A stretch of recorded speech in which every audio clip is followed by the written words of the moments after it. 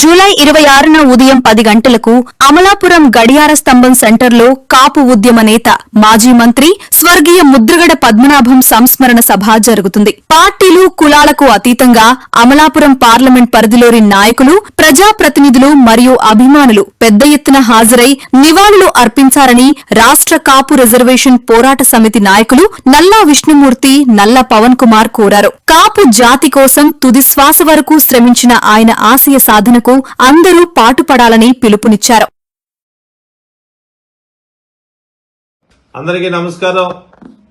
కాపు ఉద్యమ నేత మాజీ మంత్రివర్యులు కీర్తిశేషులు ముద్రగడ పద్మనాభం గారి సంతాప సభ రేపు అనగా 26 జూలై ఆదివారం ఉదయం 10 గంటల నుంచి అమలాపురం గడియార స్తంభం వద్ద నిర్వహిస్తున్నాము.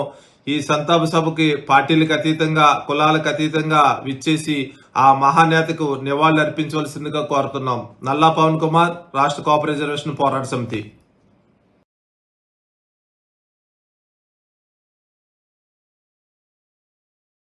అందరికీ